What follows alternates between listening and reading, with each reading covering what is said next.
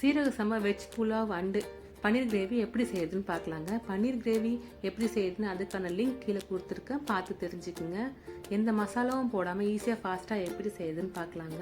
நான் இன்றைக்கி 2 கப் சீரக சம்பா ரைஸ் எடுத்துருக்கேன். அதை நல்லா வாஷ் பண்ணிவிட்டு ஊற வச்சுட்டு இஞ்சி லீஃப், பட்டை, ஏலக்காய், சீரகம், மிளகு, பூண்டு இடித்து வச்சுருக்கேன். வெங்காயம், பச்சை மிளகாய், பீன்ஸு, கேரட்டு, உருளைக்கிழங்கு, பாலில் குங்குமப்பூ ஊற வச்சுருக்கேன். நல்லெண்ணெய் கொஞ்சமாக சேர்த்துருக்கேன். ஏன் நெய் நம்ம கொஞ்சம் கொஞ்சமாக சேர்க்கணும். ஏலக்காய், பட்டை, பிரிஞ்சி லீஃப், மிளகு, சீரகம் நல்லா பொரியட்டும். தீயை கொஞ்சம் கம்மி பண்ணிக்கோங்க. பச்சை மிளகாய் சேர்த்து வதக்கிட்டு வெங்காயத்தை இப்போ நான் சேர்த்துக்கிறேன். வெங்காயம் தீயாமல் பார்த்துக்கங்க, கலர் சேஞ்ச் ஆகக்கூடாது. இடித்து வச்சுருக்க பூண்டை நான் சேர்த்துருக்கேன். உங்களுக்கு வேணுன்னா நீங்கள் இஞ்சி பூண்டும் சேர்த்துக்கலாம். அரிஞ்சு வச்சுருக்க எல்லா காய்கறியும் நான் சேர்த்துக்கிறேன். தீயை கம்மியிலே இருக்கட்டுங்க, கலர் சேஞ்ச் ஆகாமல் பார்த்துக்குங்க. கொஞ்சமாக நெய் விட்டுட்டு உப்பு சேர்த்து அரிசிக்கு தேவையான அளவுக்கு தண்ணியில் சேர்த்துக்கலாம். 1க்கு 2 கப் தண்ணி சேர்த்துக்கிறேன். இப்போ நம்ம இதை மூடி வச்சிடலாம். கொதி வந்ததுக்கப்புறமா அரிசி சேர்த்துக்கலாம். இப்போ கொதி வந்துச்சுங்க. அரிசியில் இருக்க தண்ணியை வடிகட்டிட்டு அரிசியை மட்டும் இதில் சேர்த்துக்கலாம்.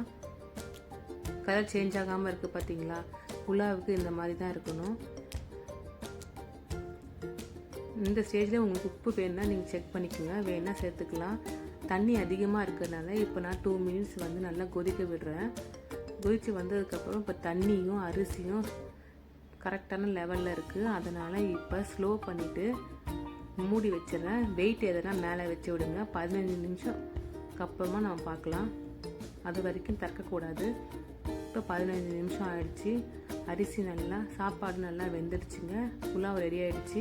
உங்களுக்கு வேகலை, ஒருவேளை தண்ணியாக இருக்குது அப்படின்னாக்கா இன்னும் கொஞ்சம் நேரம் 5 மினிட்ஸ் வெயிட் பண்ணுங்கள்.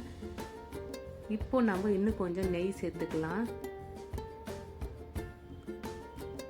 குங்குமப்பூ ஊற வச்சிருக்கோம் இல்லையா, பால், அதையும் சேர்த்துட்டு கேஸ் ஆஃப் பண்ணிட்டேன்.